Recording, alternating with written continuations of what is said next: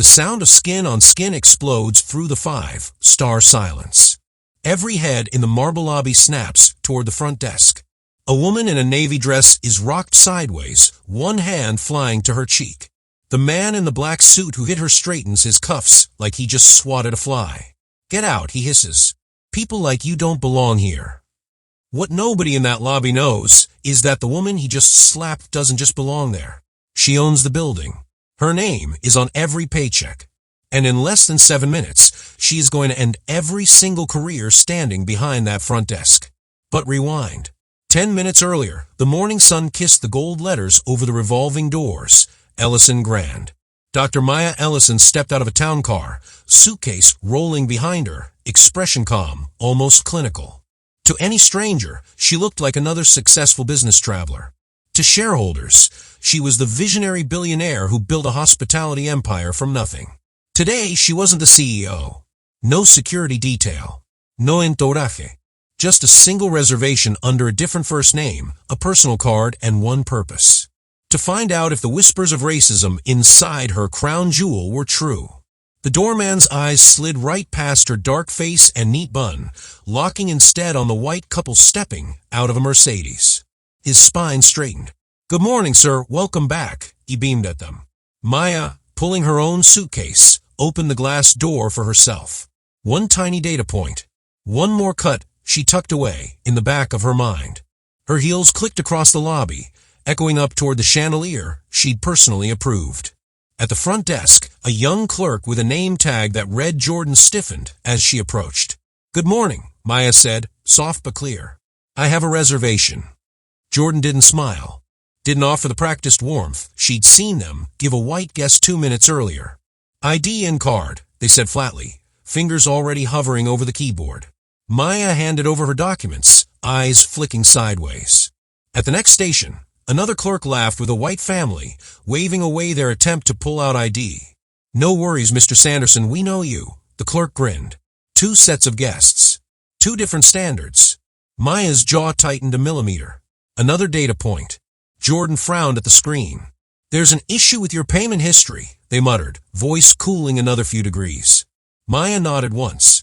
"Yes, I saw a double charge online. I'd like to get that corrected." Before she could finish, a deeper voice cut in, smooth as glass and just as cold. "Is there a problem over here?" The man in the sharp black suit moved behind the counter like he owned the air. Travis Cole, general manager. 15 years in luxury properties. Perfect hair. Perfect smile.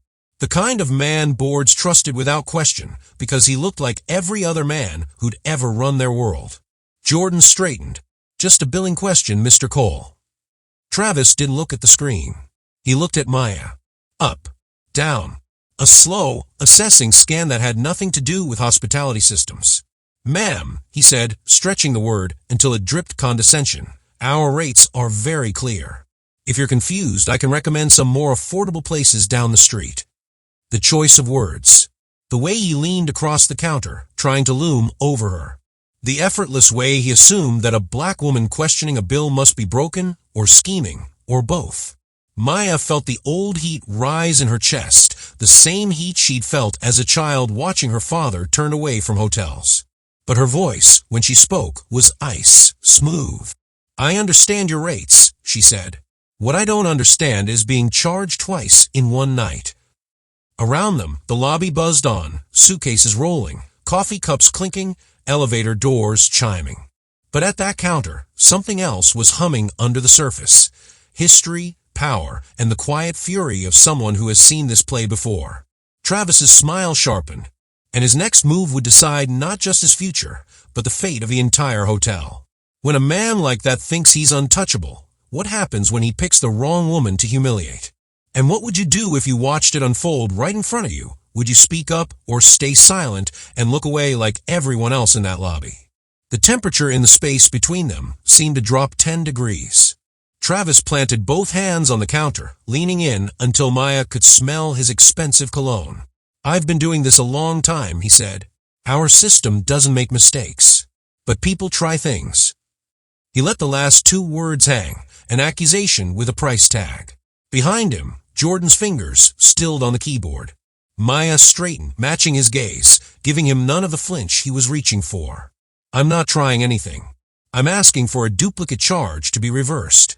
He cut across her again, voice rising just enough for nearby guests to hear. Ma'am, if you can't afford our premium pricing, there are plenty of motels that. He stopped himself, lips twitching, but the damage was already done. A young mother herding two kids past the desk shot Maya a wary glance, like she'd just witnessed a disturbance. The mother pulled her children closer, like trouble had a skin tone. Maya saw it all, the flinch, the tightening fingers, the learned fear of a scene. Systemic racism didn't always shout. Sometimes it whispered through body language and averted eyes. But today it was about to raise its voice. I'd like to speak to someone in authority, Maya said. Travis laughed, a short, ugly sound. You're looking at him.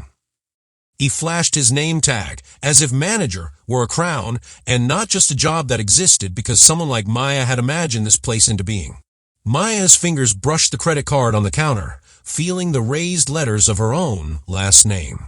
Her name, etched in plastic, etched in gold across the front of the building, etched into a multi-billion-dollar corporate charter. And still, somehow, invisible to the man in front of her. I'll call corporate, she said simply, reaching into her bag for her phone. That's when he made his first fatal mistake. Travis's hand shot out, fingers clamping around her wrist. You're not calling anyone, he snapped. The nearby conversation stuttered, then stopped completely. Security by the door shifted his weight, waiting for the nod. Two guests lifted their phones, half curious, half hungry, ready to record drama. Maya stared at Travis's hand on her skin, her voice dropping to a low command that cut clean through the charged air. You will take your hand off me. Right. Now. For a heartbeat, he didn't move. Then he released her, but only so he could come around the counter. Fussed. Aggressive. That's it, he barked. Get security. She's causing a disturbance and trying to scam the hotel. Scam. Maya almost laughed at the word. She had built this place. He stepped into her space again. Too close. Spittle at the edge of his words. You come in here, start trouble, threaten me? I don't care what attitude you bring from the street, you're not pulling it in my lobby. Behind him, Jordan's face had gone paper white. Phones were fully up now, tiny black rectangles framing history.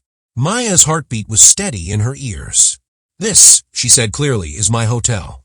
The words should have been his warning. Instead, they were his trigger. Your hotel, he spat.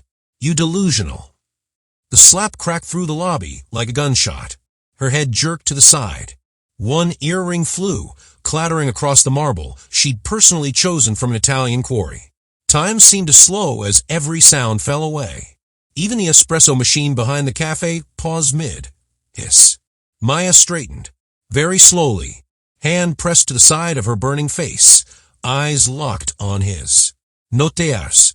No shouting. Just something ancient and unbroken staring back at him. For the first time, Travis's expression flickered. And in that flicker, something shifted in the air. Because the woman he'd just hit was done collecting data points.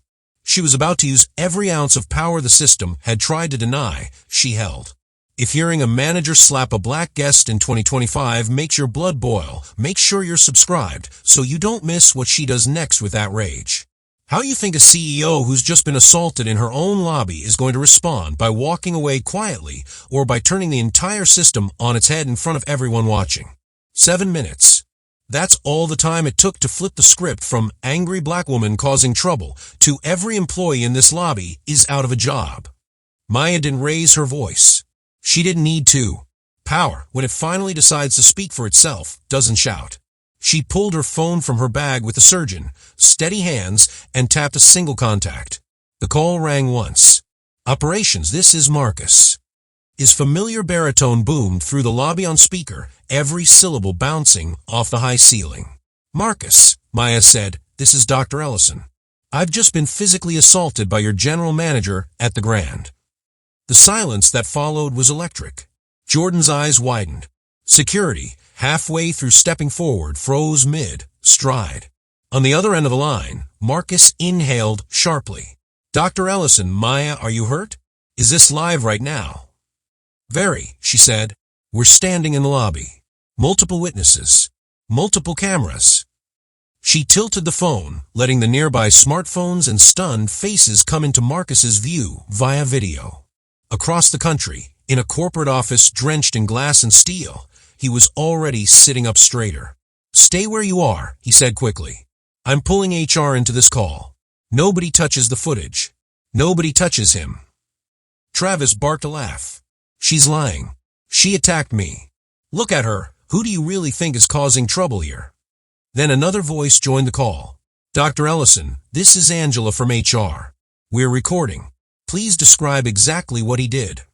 Maya didn't rush. "Approximately 4 minutes ago," she said, "Mr. Cole grabbed my wrist to prevent me from making a call.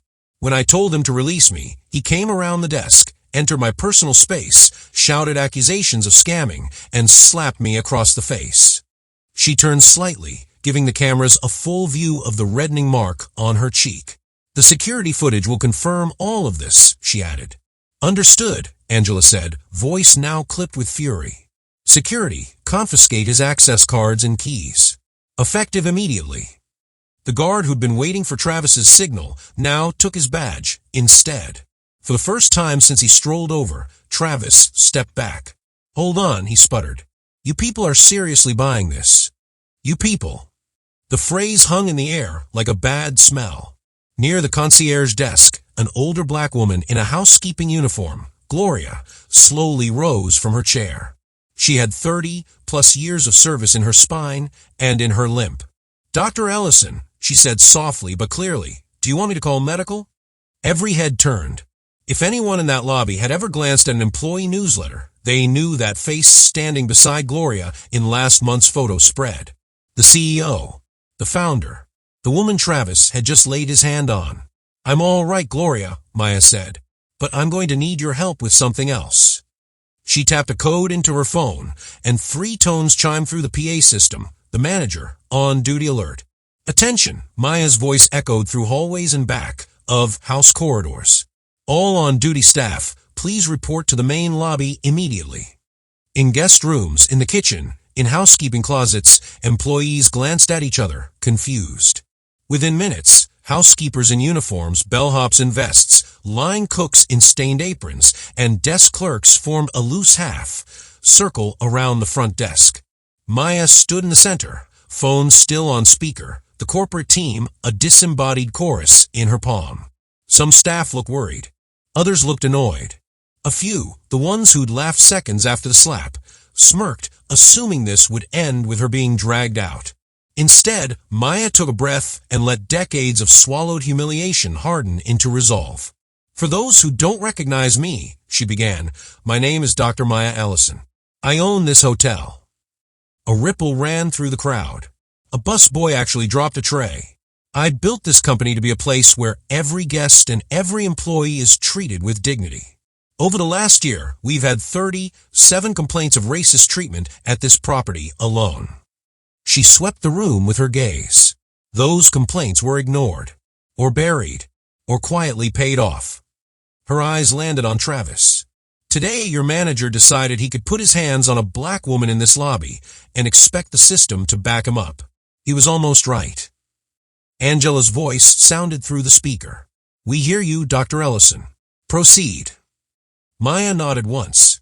"Effective immediately," she said, each word a gavel. "This property is shut down for a full civil rights and culture audit." Gasps. Shouts. "Furthermore, all current on-duty staff are terminated, pending investigation." The room erupted into chaos. "Terminated," someone screamed. "You can't do that." "I can," Maya replied. "And I just did. Those who've tried to do the right thing in this building will have a chance to return. Those who enabled what happened to me, and to every guest or worker who looks like me, won't." As her words crashed over them, guilt and fury and fear battled on faces around the lobby. If you were one of those employees, maybe you laughed, maybe you looked away, what would you say to her now? And would you admit the part you played in keeping that toxic system alive? The Ellison Grand's gleaming lobby sat half, empty now, like a stage after a play that ended in disaster. Suitcases rolled out instead of in. Security escorted guests to taxis and rerouted them to partner hotels. Staff drifted away in angry knots, some crying, some cursing, a few walking out in shocked silence. Within an hour, the crown jewel of the Ellison Empire was dark. Up in a small conference room off the mezzanine, Maya pressed a cold water bottle to her cheek. The redness had deepened into an angry welt. Gloria sat across from her, hands folded over a worn leather notebook. On the screen at the end of the table, corporate faces flickered into a grid: operations, HR, legal. And then another window joined, framed in tasteful bookshelves and an even more tasteful silver bob. "Good afternoon, Maya," said Eleanor Briggs, board chair. Her voice was smooth, practiced, the kind you hear at charity galas and earnings calls. "I just want to start by saying any physical assault against you is unacceptable." Maya noted the distance in language. "Against you, not by our manager." "I've secured all the lobby footage," Maya said. "We'll send every angle to your office within the hour." Eleanor smiled thinly. "Yes, about that. Our PR team is concerned. Shutting down the flagship property and firing the entire staff without consulting the board sends a difficult message to markets." Angela from HR bristled. "With respect, Eleanor, our CEO was assaulted. And we will, of course, address that." Eleanor cut in. "But we must consider optics. Operational disruption. Our founding shareholders are already calling." Maya leaned back, studying her. "By founding shareholders, you mean the Cole family." A faint crack appeared in Eleanor's composure. "They do hold a significant stake. And Travis is their nephew." There it was, the invisible shield around men like him. The quiet deals in rooms like this one where family connections mattered more than ethics or safety. "So you're telling me his last name buys him a discount on consequences?" Maya asked. "Of course not," Eleanor said quickly. "But it does complicate matters." "Complicate," Maya repeated. "Is that what we're calling an on-camera assault now?" "Complicated." Operations chimed in. "Our legal exposure is significant either way. If we appear to overreact, we could face wrongful termination suits. If we do nothing,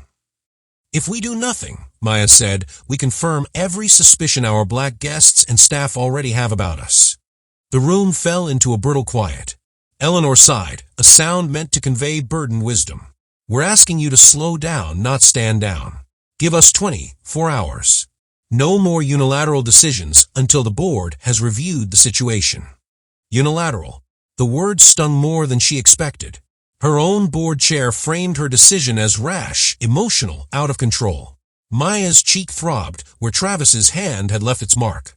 "It's interesting," she said slowly, "how fast everyone finds their caution when a powerful white family might be upset."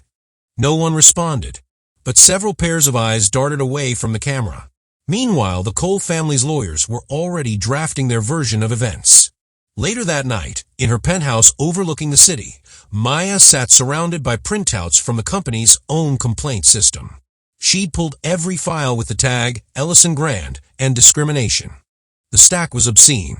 Black guests pushed to prepay. Brown guests randomly selected for extra security checks. Employees punished for reporting racial slurs from supervisors.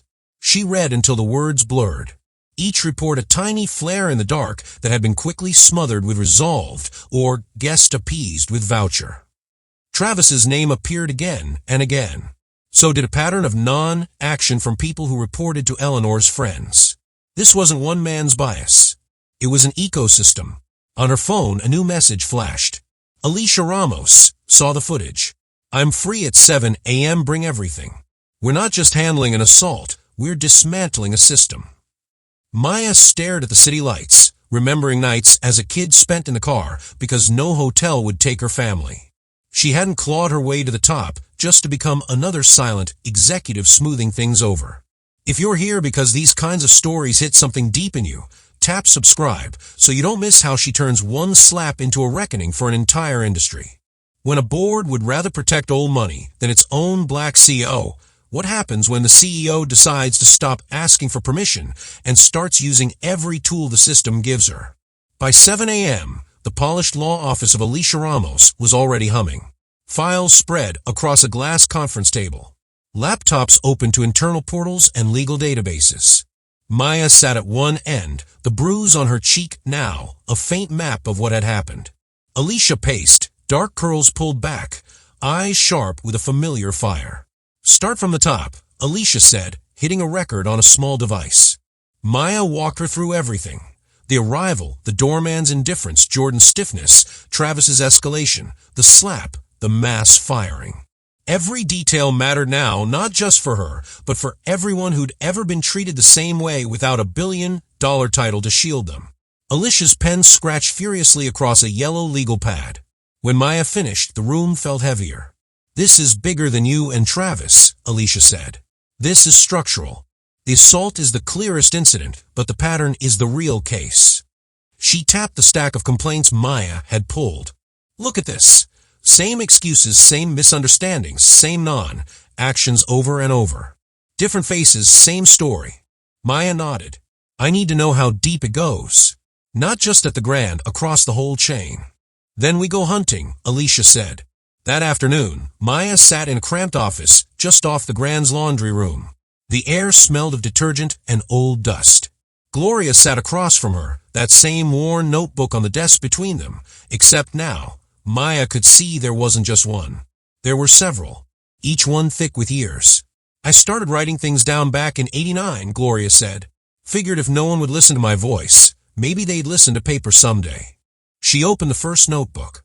Names, dates, insults. The manager called Ricardo boy in front of guests.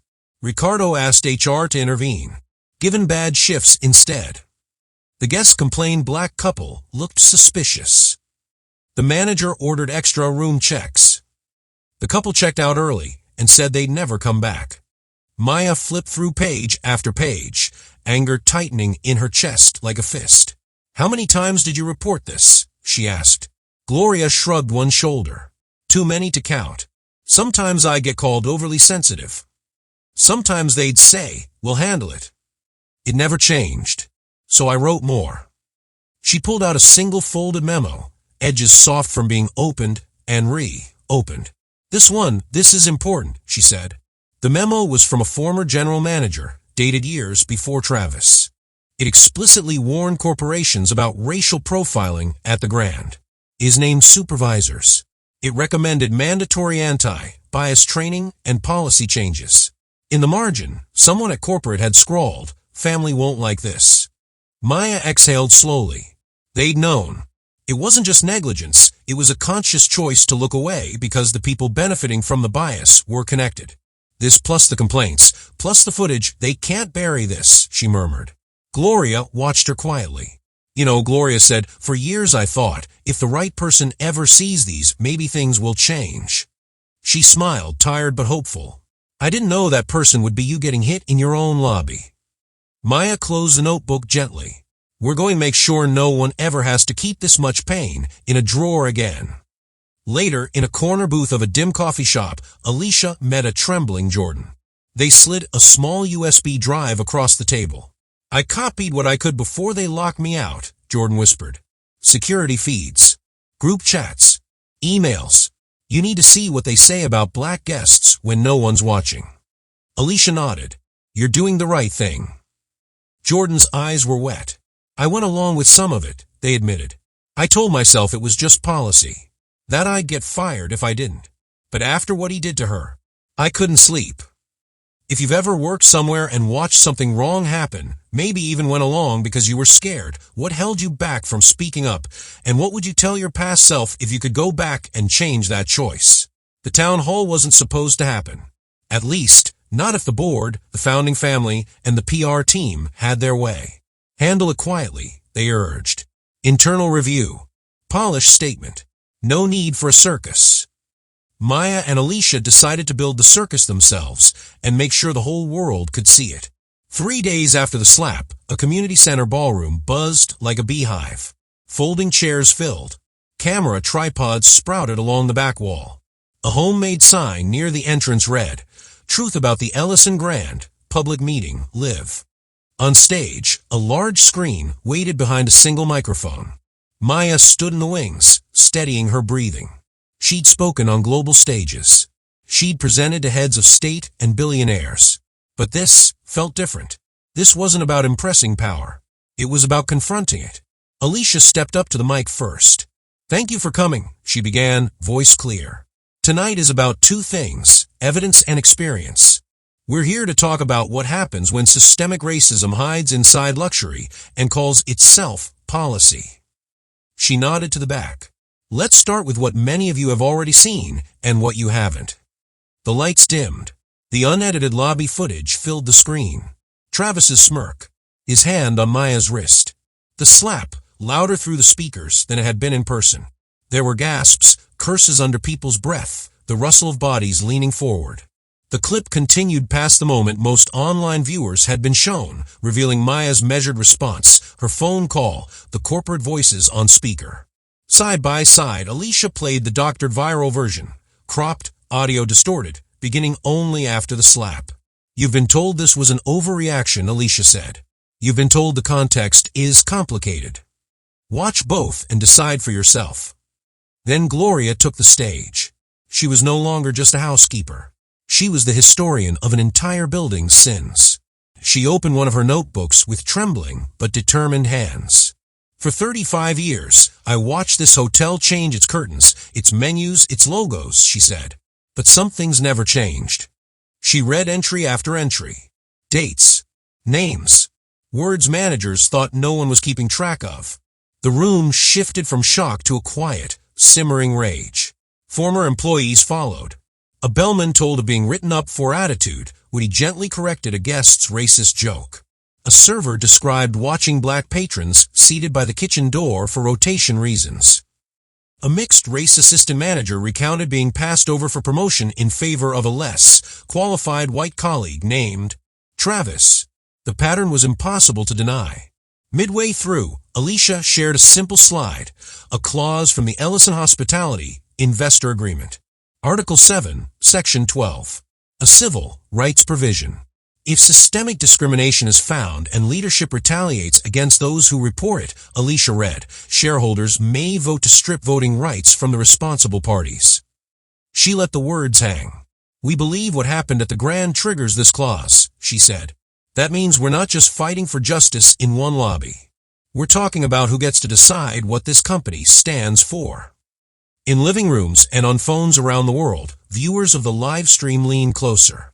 This wasn't just a story of a slap anymore. It was a story about whether money would ever be forced to choose between profit and principle.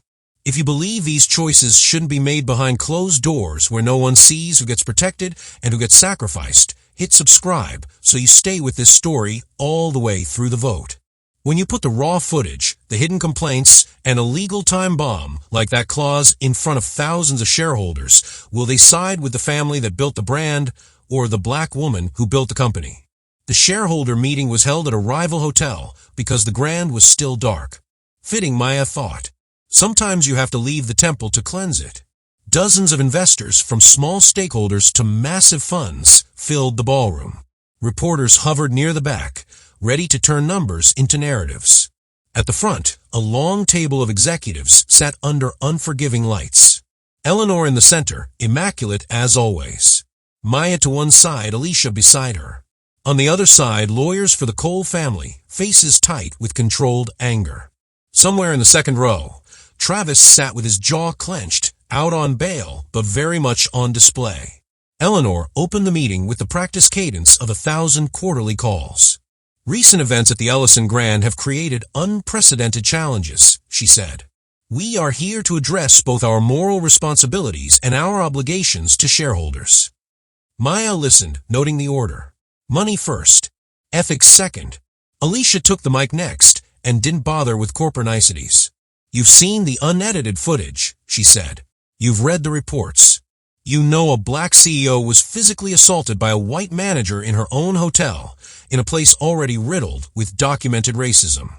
She clicked a slide showing Gloria's memo, the one warning corporate years ago. "You also know leadership chose to ignore warnings because the manager's family held power." Some investors shifted in their chairs. Others stared straight ahead, poker-faced. "This is not just a PR crisis," Alicia continued. "It is a breach of the very clause you all agreed to when you invested, Article 7, Section 12. The words appeared again, this time in giant font on the wall. The civil rights trigger. Maya stood. I wrote that clause, she said. Gasps rippled around the room. I insisted on it when we took out money. Because I knew, as a black woman in this industry, that there would come a day when protecting our brand would conflict with protecting our people. She looked directly at the cameras. That day is here, she said. The question is, what kind of company do you want your money tied to? One that defends a man who assaults a black woman because he has the right last name? Or one that sets a new standard for accountability? On the far side of the room, one of the Cole lawyers snorted quietly. Travis muttered something under his breath. Alicia clicked to another slide, this time, messages pulled from Jordan's USB. Group chat screenshots. Staff joking about watching the colored guests extra close. Travis bragged about putting that woman in her place and fixing the security tape so it made Maya look unhinged. The evidence glowed 20 feet high behind his head. Some investors turned to stare at him. His face reddened. That's out of context, he snapped. Alicia didn't even look at him. The context is a black woman's bruised face, she said. That's all the context we need. Maya addressed the room one last time before the vote. If you strip the Cole family's voting rights today, we'll survive a few days of market turbulence. We'll rebuild. We'll lead. If you don't. She let the silence finish the sentence. Then Eleanor called for the vote. Tablets were handed out. Buttons glowed, yes or no. For several long minutes, all you could hear was the soft tap of fingertips making a choice. It was more than a financial decision. It was a mirror. Everyone in that room had to look at themselves in it. If you had money invested in a company like this, would you vote to protect the old guard who look like stability, or would you risk your returns to do what's right? And how would you live with yourself if you chose the other way? The results came in on a single sheet of paper Eleanor held like it weighed 50 pounds. Her eyes scanned the numbers once, twice, a third time, as if repetition might change reality. Then she walked back to the podium, heels echoing too loud in the tense room. The motion to invoke Article 7, Section 12, she said, voice tight, has passed. Murmurs broke out, then full-blown chatter. Effective immediately, the Cole family's voting rights are suspended. All pending sale agreements contingent on leadership changes are void. At the table, one of the Cole lawyers swore, under his breath. Travis shot to his feet. You can't do this, he shouted. My family built this brand. No, Maya said calmly from her seat. They built a logo. The people who cleaned the rooms, carried the bags, and welcomed the guests built the brand. You just exploited it. Cameras swiveled, catching his flushed face. Before he could launch into another outburst, two uniformed officers stepped forward from the side of the room. Mr. Cole, one officer said, you're under arrest for assault and evidence tampering. Handcuffs flashed in the fluorescent lights. The room collectively inhaled. Are you serious? Travis backed away. I was doing my job. She came at me. His own messages loomed behind him, contradicting every word. The officers didn't argue. They simply took his wrists and clicked the cuffs into place. His bravado drained out of him with each metallic snap. He twisted as they led him past Maya, eyes wild. This isn't over, he hissed. You think you won? You just tanked your own company. Maya met his gaze steadily. I'd rather lose money than lose my soul, she said. Reporters scribbled, lenses zoomed. Those words were going to be on every business blog within the hour. But for once, she didn't care how it played. The rest of the meeting was a blur of paperwork and emergency motions. A temporary oversight committee was formed. A pledge was drafted independent civil, rights audits across all properties, transparent reporting, meaningful consequences. Shareholders who had voted yes sat a little straighter. Those who had voted no suddenly avoided the cameras. Back at Alicia's office that afternoon, they spread a new set of documents across the table. Settlement terms for the Cole family. They could cash out their stake at a steep discount or spend years in court with a mountain of evidence against them. Either way, they would never again decide who got hired, fired, or protected inside Ellison Hospitality. Power, once unquestioned, was now just another line on a cap table. At the same time, Maya convened a different kind of meeting. Former employees, community advocates, DEI experts, and front line workers sat in a circle. No podiums, no PowerPoints, just lived experience. "What would a truly just hotel look like?" she asked. They talked for hours. About hiring, about promotion paths, about how subtle racism felt inside uniforms and behind front desks, about what it would mean to make dignity, not just luxury, the core product. By the time the sun set, the outlines of a new system were on paper. Anonymous reporting channels that bypassed local managers. Whistleblower protections with real teeth. Profit sharing for hourly staff. Non-negotiable anti-racism training designed with people like Gloria who had seen it all. If you want to follow more stories where people don't just survive injustice but change the rules of the game afterward, hit subscribe so you stay in this conversation, because what happens next at the Ellison Grand is more than a rebranding, it's a blueprint. Now that the old power structure has been broken, can Maya actually build something new that stays true when the news cameras leave and the everyday pressures of profit return? 3 months later, the Ellison Grand didn't just look different. It felt different. The same glass doors, the same marble floors, but an energy shift you could sense before the revolving doors even spun. A new plaque glinted beside the entrance. The Ellison Grand, where dignity is non-negotiable.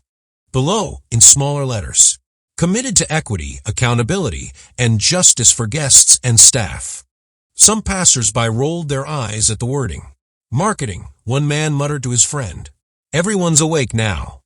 But if he'd stepped inside, he would have seen something rare. A lobby whose beauty wasn't reserved for a certain kind of guest. At the front desk, Angela, now promoted to head of guest experience, greeted a tired black woman with 2 kids and a single suitcase like she was the CEO. "Long trip?" Angela asked, warmth in her tone, not suspicion. The bus broke down, the woman sighed. "I wasn't sure we'd even be let in like this."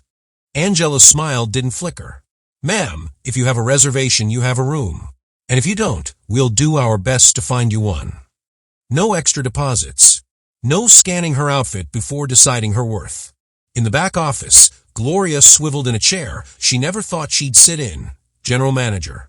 On her wall hung not corporate art, but a framed copy of the old memo she'd carried for years, now stamped, action.